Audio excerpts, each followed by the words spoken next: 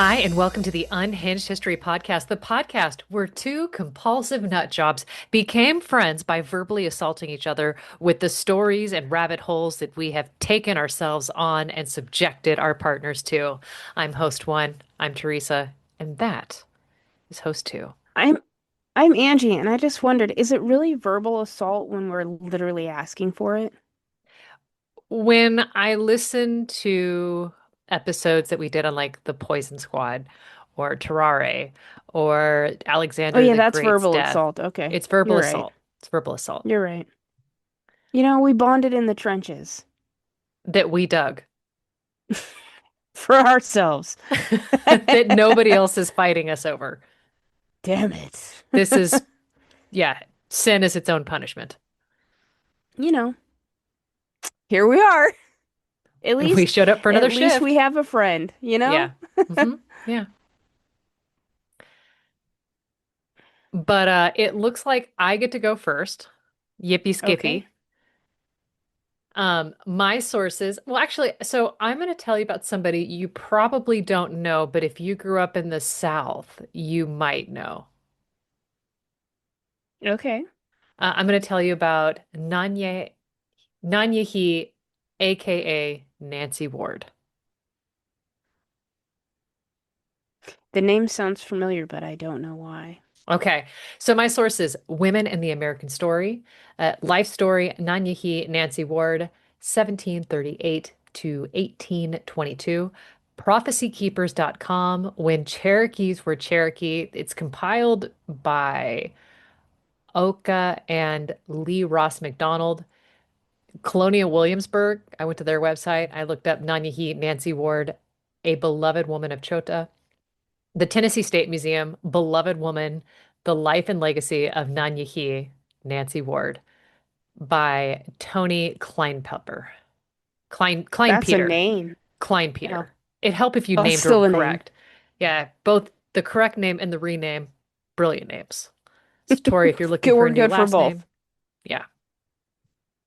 Ooh, I also listened to an episode of Vulgar History, That's a Nanyihe, fun one. Nancy Ward. And I should That's a say, I fun think one. it was Vulgar History that gave me Catalina de Arasso, Well, we should my send them lieutenant a nun. thank you card. Yes, we really should. Um, so let me pick my nose on camera. Um, Live Nanyihi, your truth, man. I'm here for you. This is why we do not have a video podcast because I need to be able to look Angie in her eyeballs as I get that errant nose hair at the tip that is just blowing back and forth in my nostril.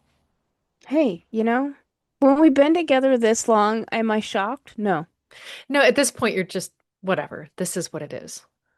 The other night, my son had apparently the cramp from Satan in his leg, and he said this morning that he was screaming for someone to come help him, and nobody was phased in the house, so we just let him carry on.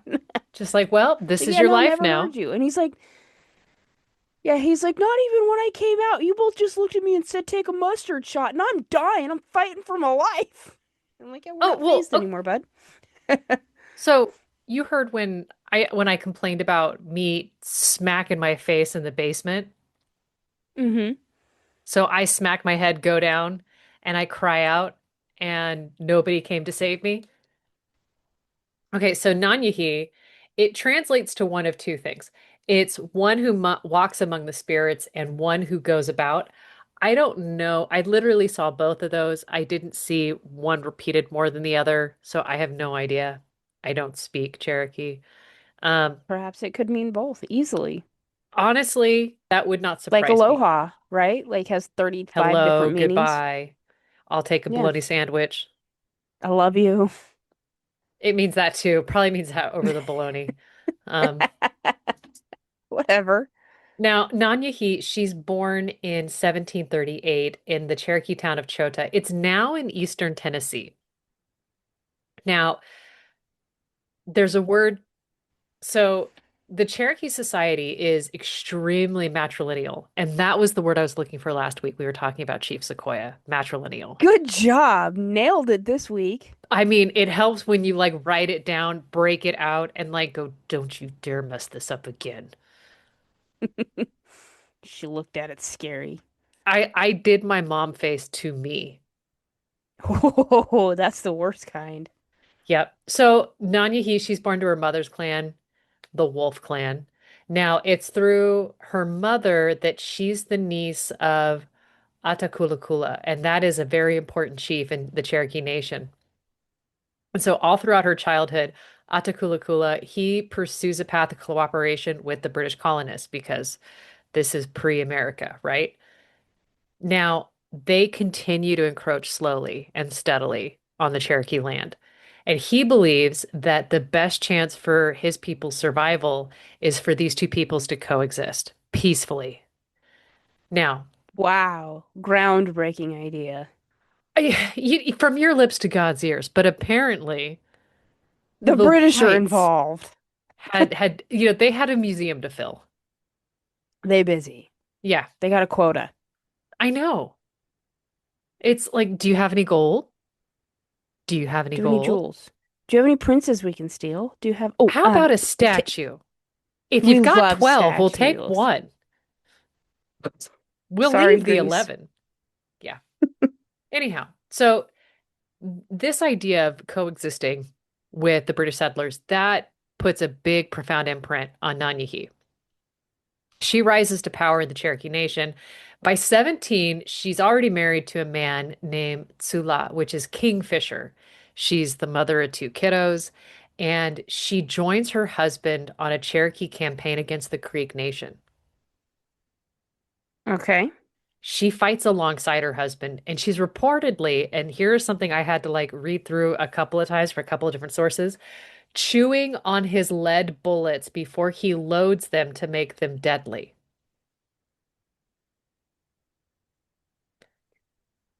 giving them not a solid, clean thing, but hoping that they kind of are a bit more rugged. Like shrapnel? I mean, I'm not assuming that she's the garbage disposal on these things, but I'm making them a bit more rugged so they do a little bit more damage as they penetrate.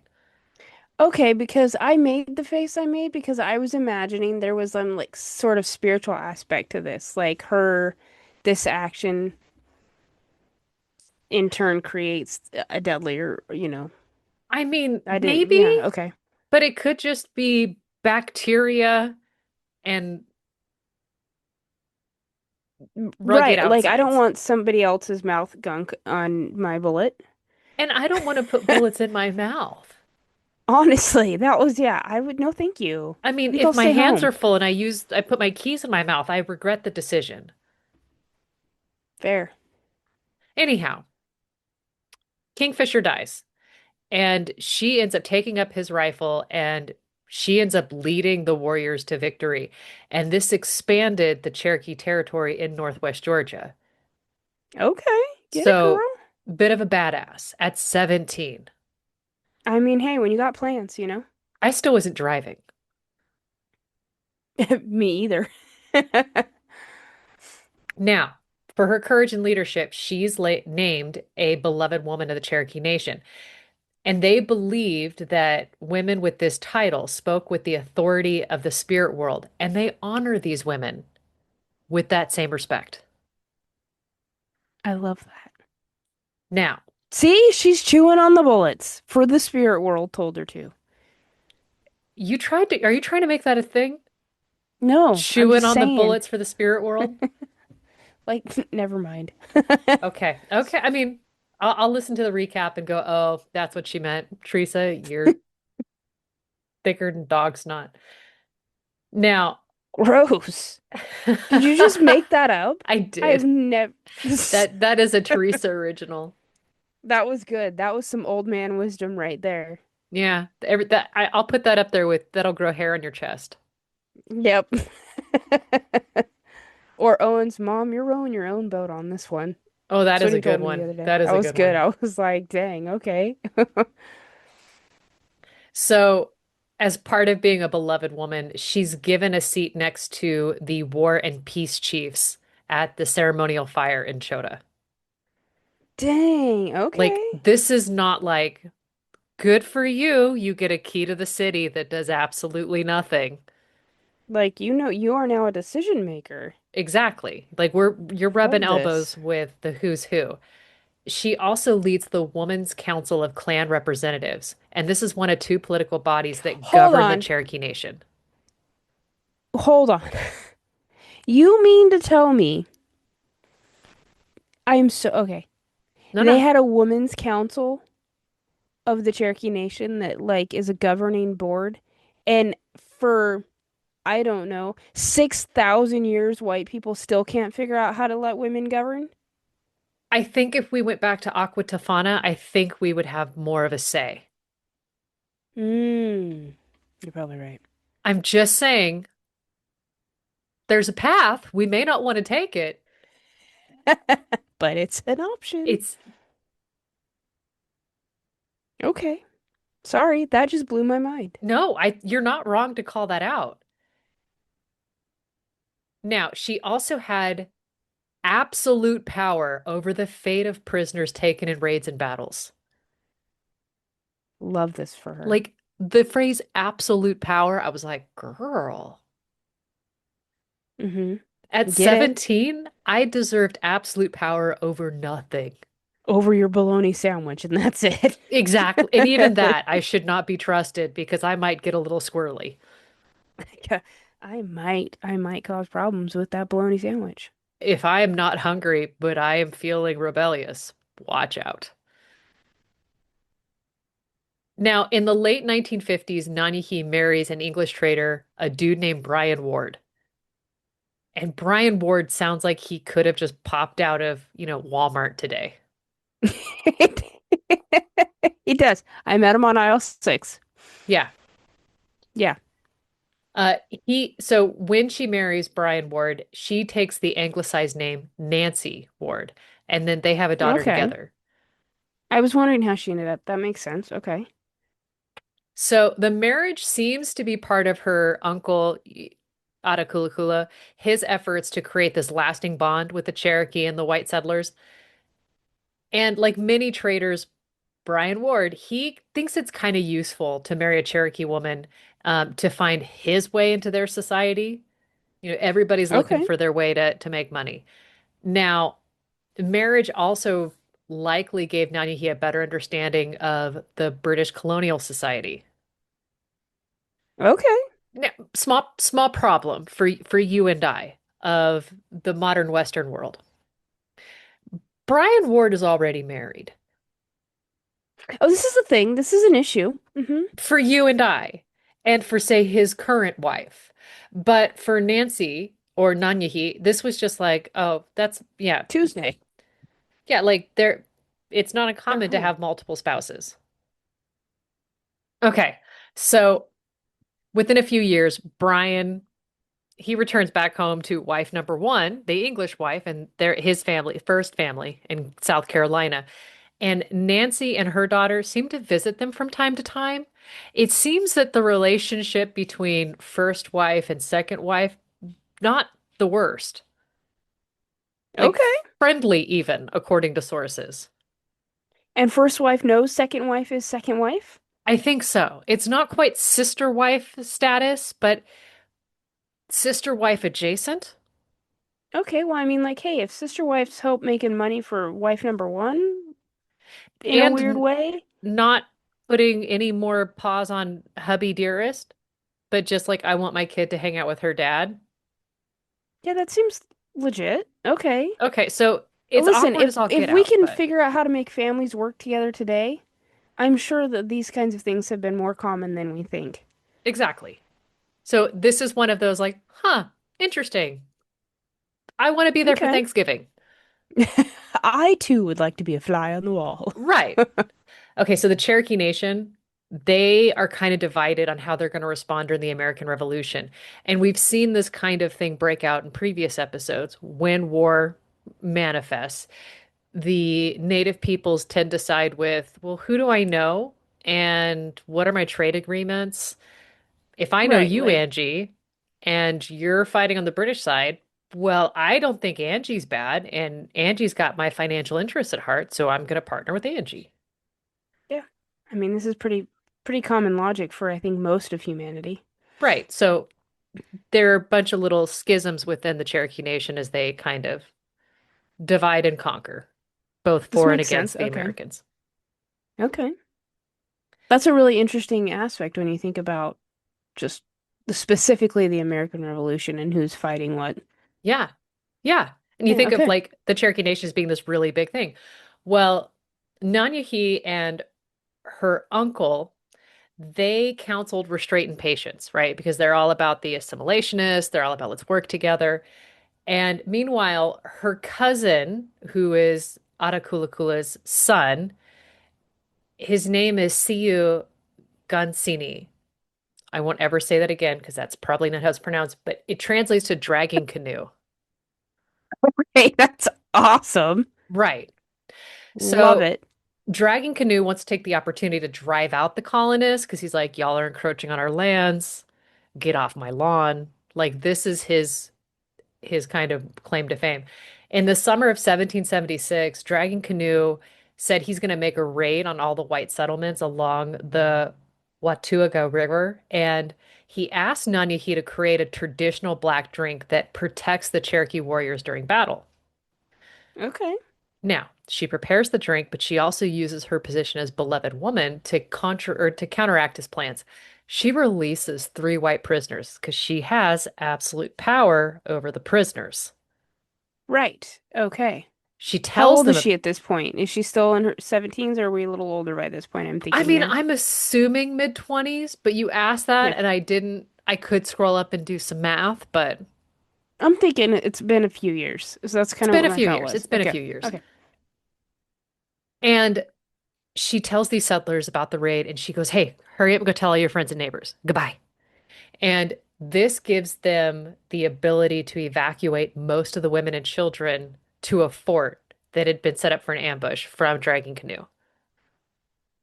So she's Okay. basically saving women and children. Good for her. Now, I should say that women and children are traditionally spared from raids and warfare, but it seemed like Dragon Canoe was kind of like turning a blind eye to this tradition. And Nanyihi is like, about Absolutely that, not. we're going to save those Yeah. babies. Good for her. So Dragon Canoe goes off on his thing. He gets injured in the ambush and loses 13 warriors. So, I don't know why, but I'm so dumb. I thought you were gonna say Dragon Canoe gets injured and loses 13 fingers, and I was like, what? I I feel mean, like there's information you left out. yeah, like an additional hand. A whole entire hand. You know what? Why not? No. But he ends up taking the surviving members of his party and destroys a settlement. They end up capturing a woman named Mrs. William Bean and they bring her back to the Cherokee city of Chota. So They Bill plan, Bean's wife, what was that? Bill Bean's wife, and that's a name that I never thought I would say, and I'm here for. Is Bill Bean a name that you've known prior to this, or am I just introducing new to you? Just introducing it. I love it. I need to meet It's a it bean now. not as good as Dick Gorgeous, but I'm here for Bill Bean. No name So is as good as Dick Gorgeous. Missy Bill Bean is getting ready to be burnt alive. And this is when Nanyihi steps up and she uses her authority of, hey, is that a captive from a Oh, raid? that's mine then. That's mine. You take her off the stake, please. Love that. And she takes her into her home while her wounds heal. It's during this time, Bill Bean teaches Nanyihi how to milk and care for cows, as well as how to make cheese and butter. Okay. Like, you know what? Hey, white lady, we like that cheese and butter, which you got from me, Miss Kerrygold. And Nanyihi eventually purchases her own cattle and introduced the art of dairying, which I didn't know was a verb, into the Cherokee culture. I thought you just made it up right then. I think I got that from one of my sources. That does not seem like a Teresa thing. It seems like I'm one here I would for it. just lift. Okay. Now, eventually, Bilby returns to her people, and this is where she joined other prisoners that Nanyihe had freed. And the story of Beloved Woman doing all of these incredible things spread, and how she really wants to live peacefully side by side, these two peoples, these two nations. Meanwhile, the Virginia militia, they attacked the Overhill Cherokee settlements October 1776. They captured, but they didn't burn down Nanyihe's settlement of Chota. Okay. Now, some believe the Americans didn't burn it down because Nanyihe was there and they just were trying to be kind. Another body of the Virginia militia took Chota in 1781, and then they encountered Nanyihe herself. The militia officer leading this body reported to Virginia Governor Thomas Jefferson that the famous Indian woman Nancy Ward came to camp, provided various intelligence, and made an overture on behalf of some of the chiefs for peace. Oh, that's so cool. Right?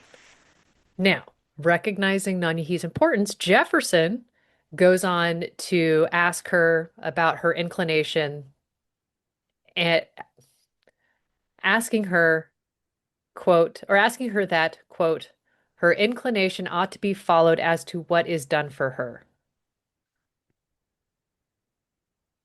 I don't know what that means. Like, how can we benefit you? Maybe? Maybe What do you want from me? because the next line is her reputation for mercy had earned her the respect of Virginia's leaders like Jefferson. So perhaps you're right with that. Okay. I I mean, it would clearly make read it with sense. my eyes glazed over the first time. I've done that. Now, Nanyihi and her uncle Atakulakula, they're both a little up in their feels and afraid that Dragon Canoe's actions are going to cause full-on war. Why isn't Uncle just like handling Dragon Canoe? I'm assuming because it's your boy. And Okay. at this point, your boy is a grown-ass man. Who is probably a war chief, I'm going to assume. I mean, he has enough to lose 13 warriors and still burn down a settlement. Yeah, he's a war chief then. Okay. You know what I mean? Like if you can take losses like that and keep rolling for with your initiative. Okay.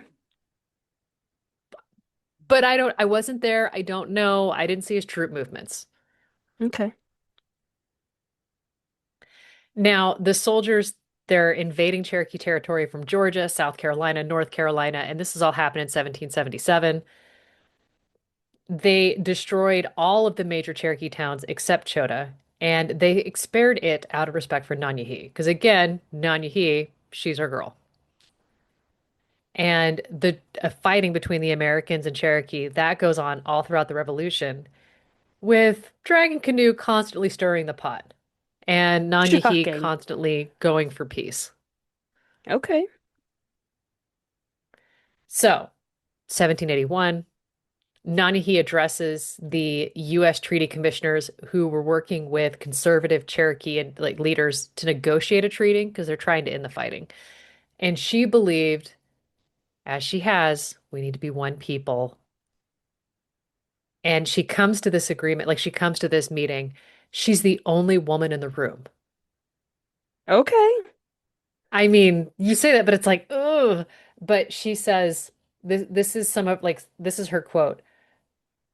You know that women are always looked upon as nothing, she told the American diplomats. Because in Cherokee, like she knows her place. She knows she is revered, but she's talking to them as they talk about women. Right.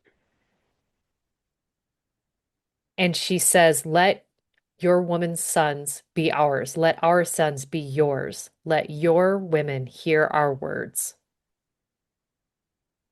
Like Mm. she's really trying to say, like, we can live together peacefully. We can do this. Yeah, well, yeah, we could have. We should have. We still Agreed. can. Mm-hmm. Agreed. Now, I will say that the American audience that were in front of her, they were kind of baffled. They really didn't know how to receive her because women in their world weren't allowed to participate in public life, which is why they didn't bring any of theirs. Shocking. But a militia leader responds to her saying, such words and thoughts show that the world, or show that human nature is the same everywhere. We will not quarrel with you because you are our mothers. And the treaty negotiation ended without the Cherokee losing any lands, despite the military loss. Okay. So they're able to hold their ground because she was so Eloquent. persuasive. Yeah, exactly. Yeah. Now, a couple years later, it's November 1785.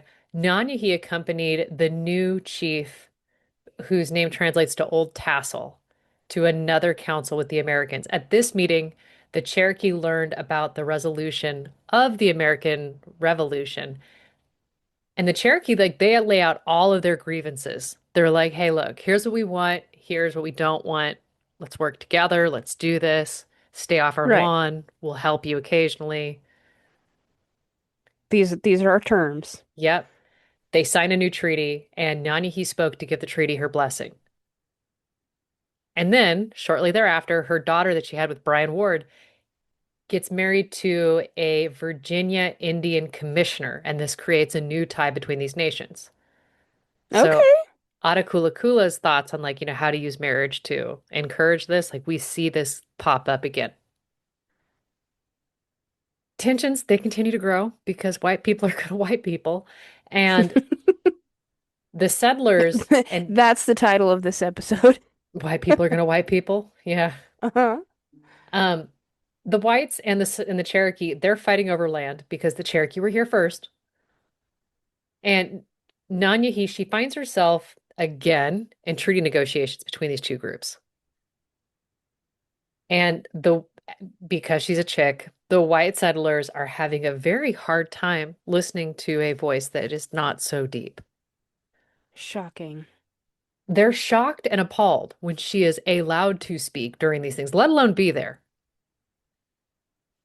But it was said that her speech was so moving, the settlers revoked their demands for more Cherokee land. Okay. Like, it's just like, you know what? You're right. Now, we're going to jump ahead. 1817. She's in her late 70s. Okay. She is an old lady.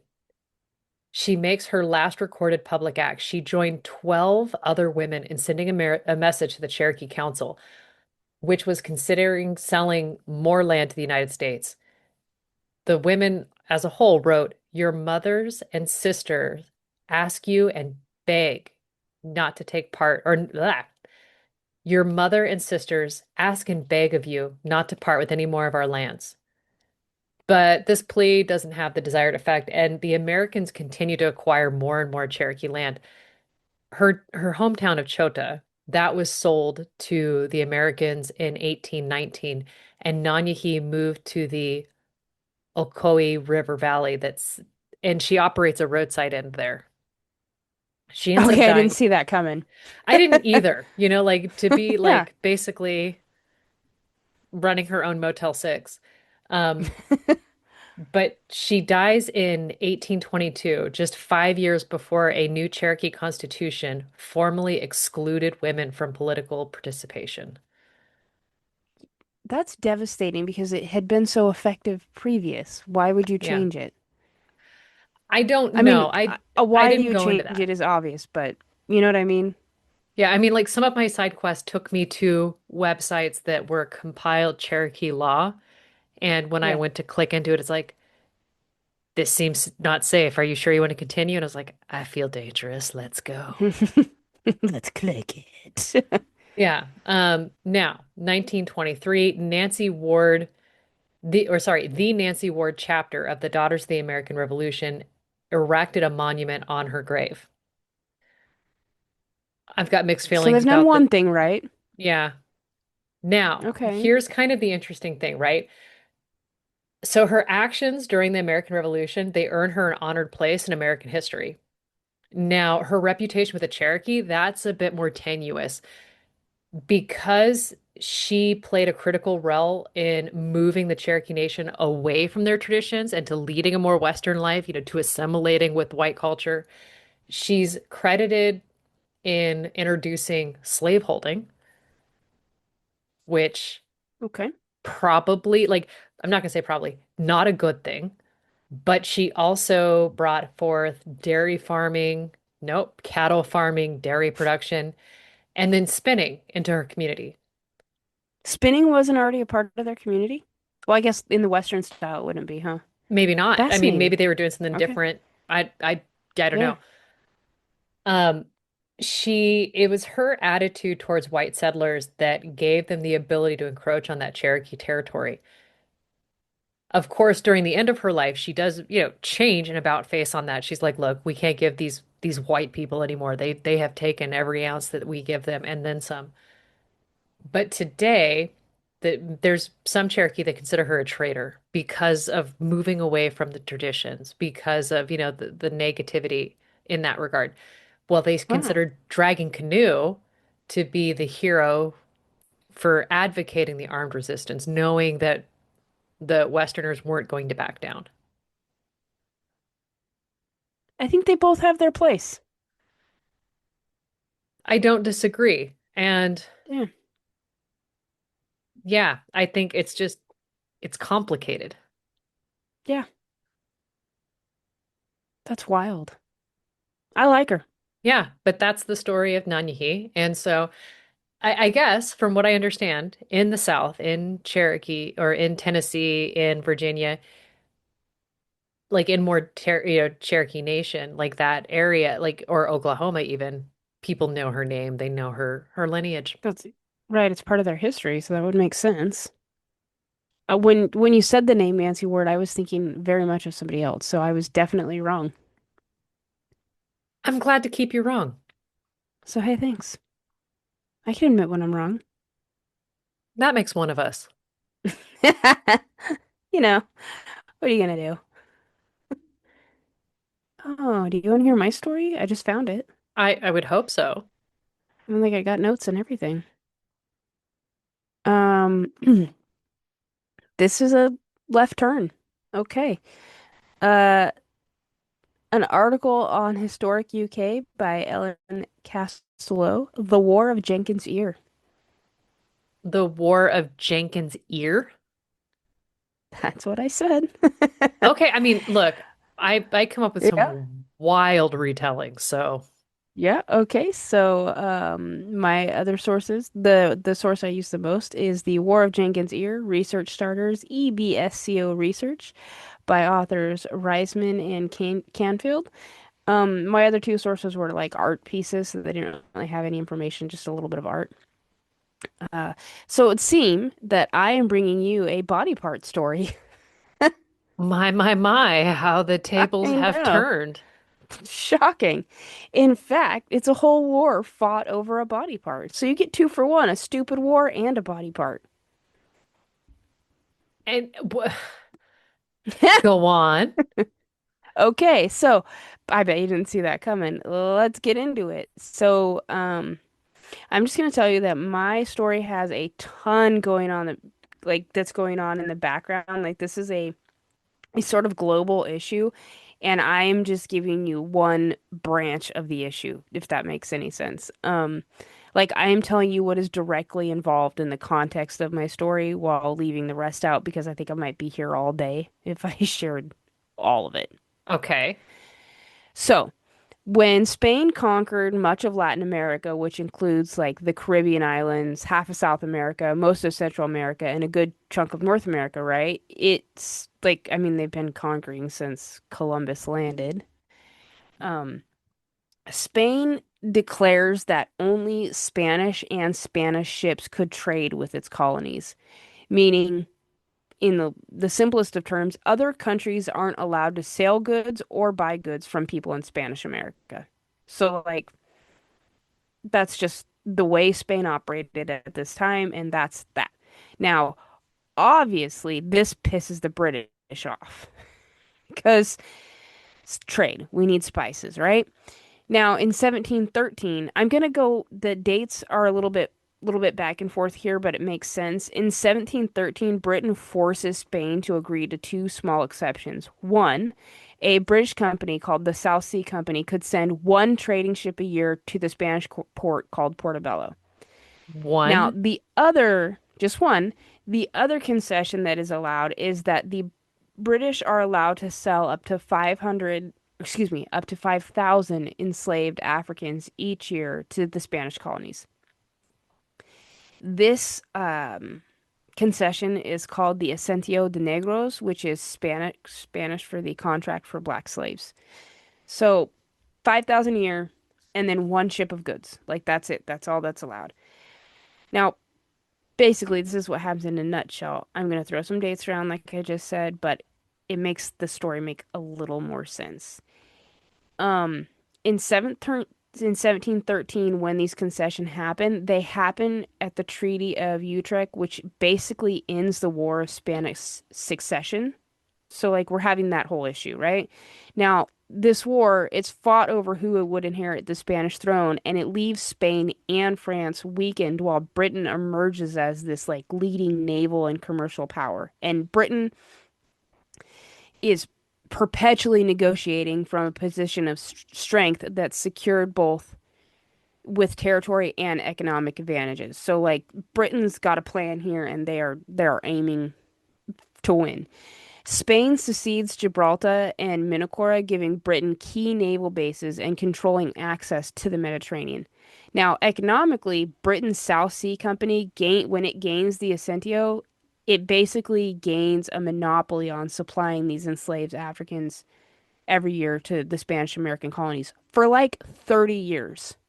Wow. So this is kind of what happens now. These concessions, they obviously expand Britain's influence in the Mediterranean and the Atlantic, and it strengthens Britain's global trade dominance, and equally marks Spain's decline as a world power while preserving Europe's balance of power by preventing this Franco-Spanish union. Like, if they're weakened, we need them to be weakened so the British can do their thing, right? Like that's what the British are thinking.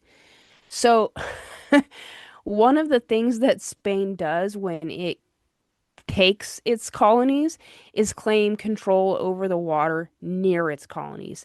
And it sends these special Coast Guard ships called guardacostas to patrol them.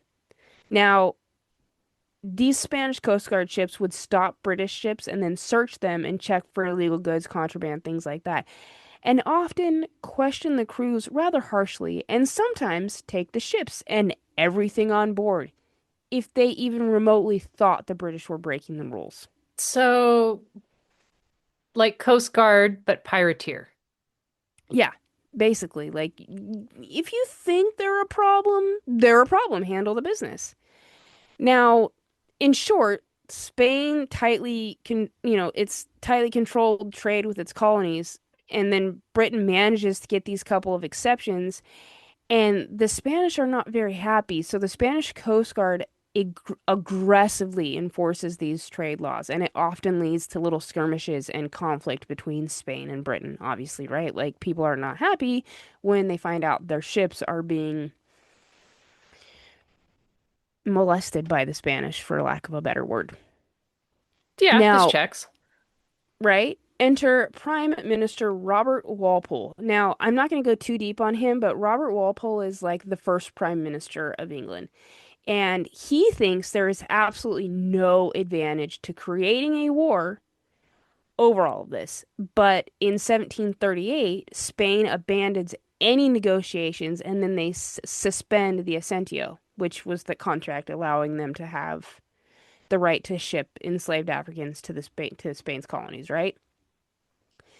Now, it is fair to say that this becomes a key legal mechanism in the transatlantic slave trade, and it provides labor for plantations and miners, and it also allows foreign merchants, such as the British Sea Company after 1713, to enter and profit in the Spanish-American trade. So, like, for Walpole, he's looking at this like, absolutely, like, let us not cause a war over this. Let's figure out how to make this work because we've been benefiting for 30 years off of it, right? However, in 1738, this suspension of the Assentio prompts the British merchants to like bombard Parliament demanding for war with Spain. Like they are hell bent, and this is much to the Prime Minister's chagrin. So basically, the merchants and like all commercial interests were certain that because of the size of the British fleet, Britain would have an easy victory. I mean, like, to be fair, their fleet is 3 times the size of that of Spain's. In achieving a victory here, the British merchants would be able to dominate trade in Latin America. So they're predicting. Like that's the hope. We're mad that this has happened. It's 1738. We've had 30 good years, but we could have had 30 better years. So we want control. Now, at this point, Prime Minister Walpole, he has political opposition, and these would be the Tories, and they are just dying to remove him. So, like, this pending war might just do the trick with him. So, you have this background, right? We're going into the years of war, but we also are not quite there yet because on April 9th of 1731, Prime Minister Walpole has been in power since 1721, so 10 years. There is an incident with a man called Robert Jenkins. Robert Jenkins serves as the master of this brig called the Rebecca, and it is on its way from Jamaica to London. It has to chill off the coast of Havana. It's because of wind, like it's waiting for its Okay. right. It's the tides and the wind to all work to get him home. And here, the Rebecca is boarded by the Spanish Coast Guard, who I mentioned earlier. Ah, And this okay. particular guard is under the command of Captain Bandino. And the Rebecca is searched, and you'd be shocked to learn that they don't find any contraband, which is, impressive. And Bandino, I'm assuming, is not pleased by this, so he has Jenkins, the master of the ship, tortured and then personally takes his cutlass out and cuts Jenkins' left Wait, ear wait, wait. off. You have no contraband. Ergo, you shall be tortured because I am deep in my feels. That's the vibe I got. This is like being punished when I was a kid. I was caught not doing anything. Ergo, I must just be sneaky. Same thing, exactly Okay. that. Like you don't have what I thought you had, and this is problematic. Now, later Jenkins is asked why did he cut your ear off? And Jenkins basically says something to the effect of I committed my life to God and cause, and so my guess is he like crossed himself and said do what you must, and so he gets his ear cut off. Fandino then takes everything of any value off the ship. This includes the navigational instruments. But this doesn't stop Jenkins from making it back to England because he is a master at navigation. Like, you don't become the master of a ship without these skills. So, Right. like, He's seen a star or two. right, like your tools, I can do this blindfolded, bud. Like, we're good. And promptly upon his arrival home, he reports the incident of his missing ear to command, right? Like, as you do. Okay, first off, you make it sound like they stole his goat. Yeah, nope, they took his ear. And But he's they gave like, it back because he has it pickled in a jar. then why is he complaining? Because they cut it off. Oh, okay, so it's not that they took his ear, it's that they cut it off. Yeah, they cut He off his ear. preserved Like, it. yeah. At least that's what we're led to believe. Now, I don't know why that is how I'm choosing to think about it right now. You Now, know. okay, so if you are at up, like a fancy schmancy cocktail bar, and Hmm. they have an infused alcohol, Okay. like you have, elderberry infused gin or whatever it is, but they Right. say we have an ear infused brandy. I'm not about it. Does that make it couture? Does that make it craft? Or does that make it I mean, maybe. We'll have to ask Jenkins. okay, carry on. Just understand that's my question. Hey, I got you. So It's September of 1731. Now, mind you, in a few years, these British merchants are going to be calling for war. So just keep that in the back of your mind. September But of they're British. They're 1731. always calling for war. That's true, but at this moment, they're a little bit quieter about things. In September of 1731, the Admiral of the West Indies had included a description of the incident in like a formal protest to the governor of Havana, like, hey, yo, your dude cut my guy's ear off. Like, what's up? Now, because it takes literally forever to accomplish anything at this point, it is now 1738. And so 7 years have gone by. Jenkins, the gentleman who lost his ear, allegedly appears before a House of Commons committee and retells his story and then shows everyone his pickled ear. Now, He couldn't there's just some. pull his hair back. He had to bring the I jar. had to bring the jar. Maybe his Like, emotional support ear went with him everywhere. maybe. I mean, how else are you gonna get free beers at the tavern if you can't prove it? Yeah, it's like, speak into my good ear. Shake, shake, Yeah. shake, shake. Yeah, I could see some dad jokes coming out of this for sure.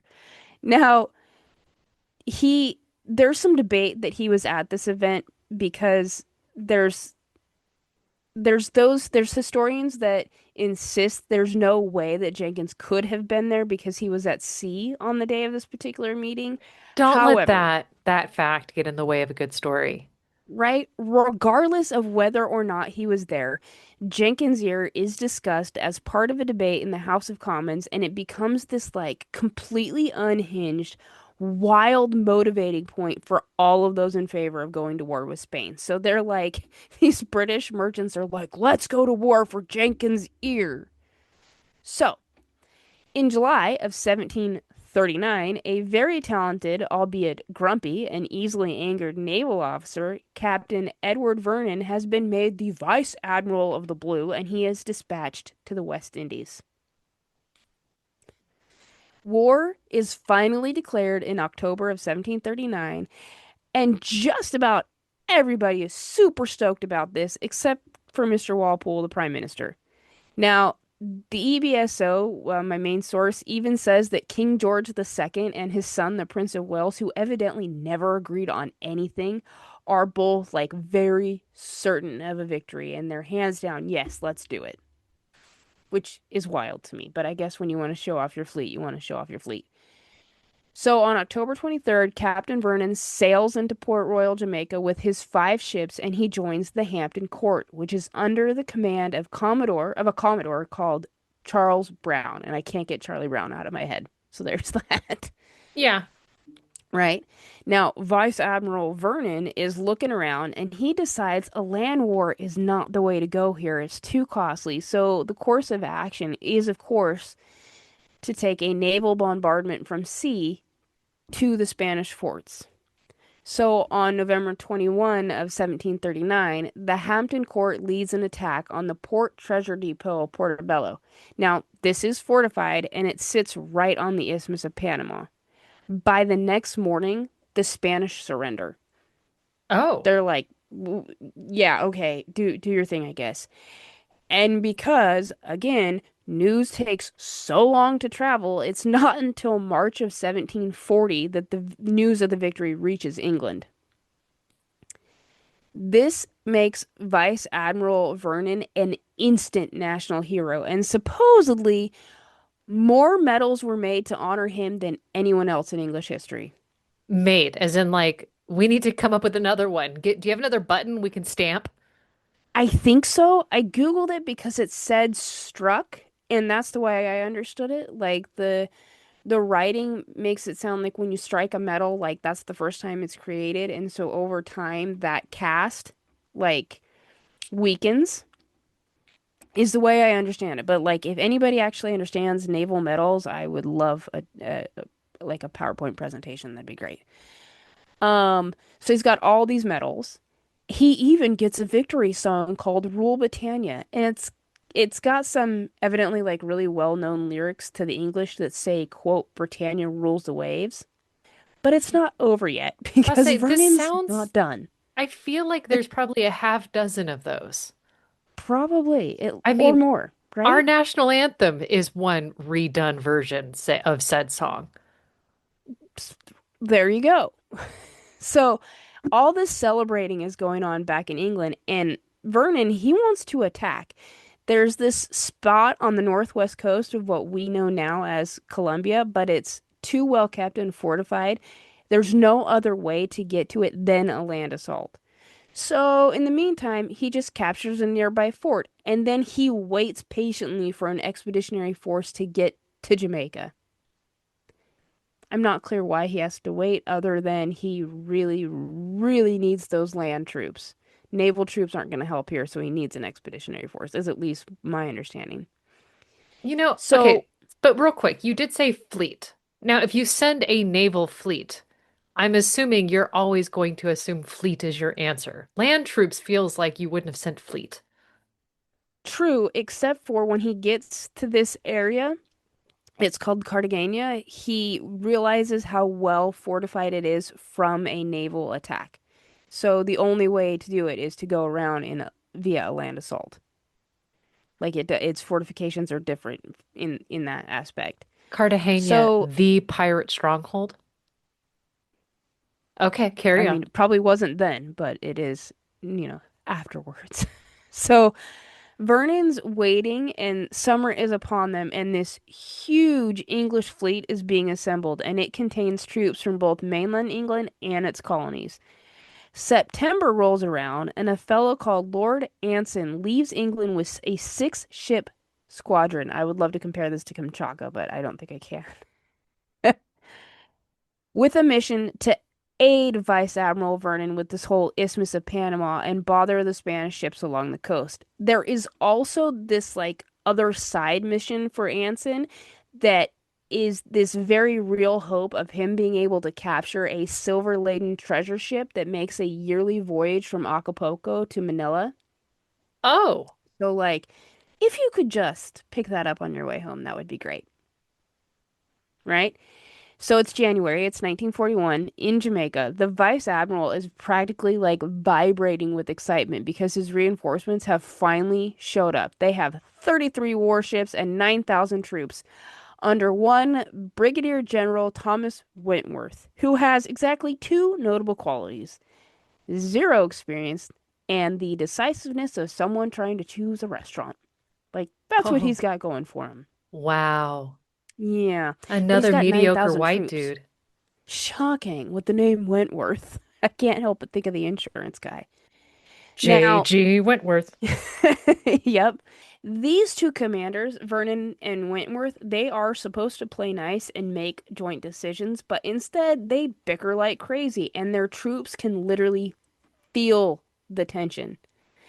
After Wentworth spends weeks making excuses that like would impress a teenager who absolutely does not want to do their chores, they finally agree to attack on April 9th.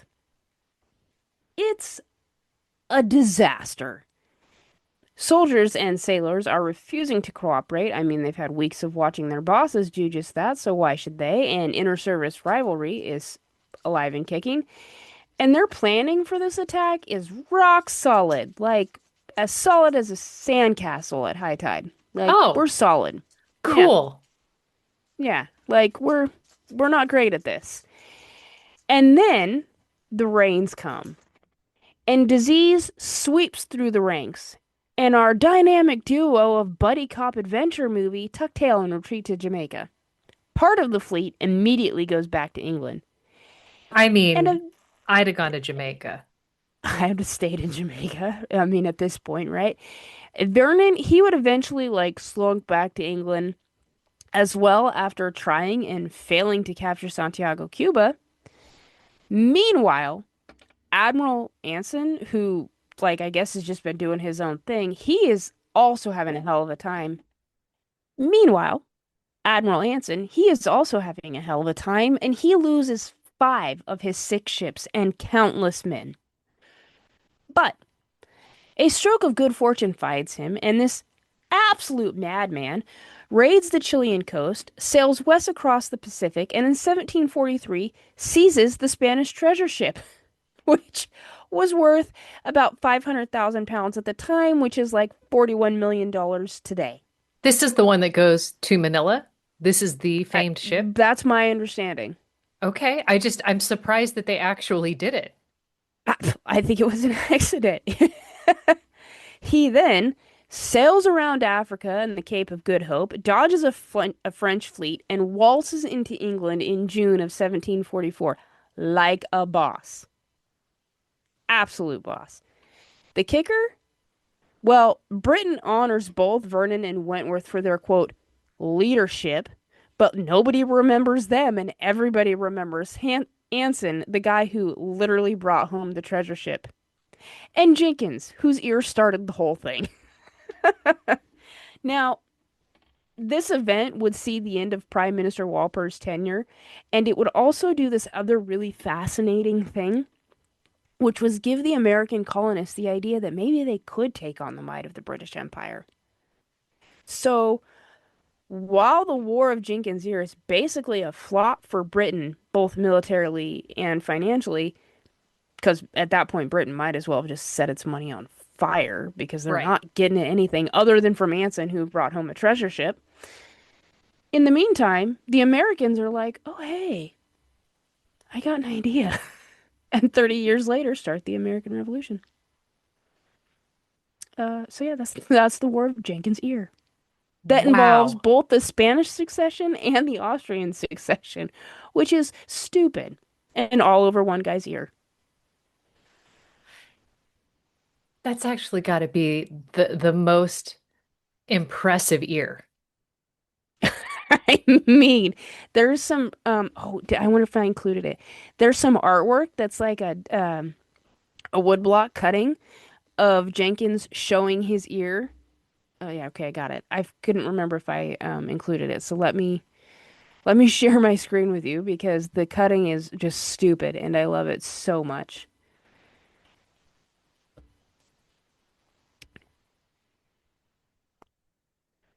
He's showing his ear to the committee. This is Oh, supposed to be so it is a rousing scene. There's like a dozen figures. In the forefront is a woman seated on not like a backed chair, and he's leaning over like a servant displaying it. And the gentleman here, in with the wig on the left in the other high back chair, that's the prime minister. Okay. Is the way I understand it. Like everything about this picture is just hilarious to me. Yep. So yeah, I feel really bad for whoever that woman is that had to look at Jenkins' ear while he showed it off.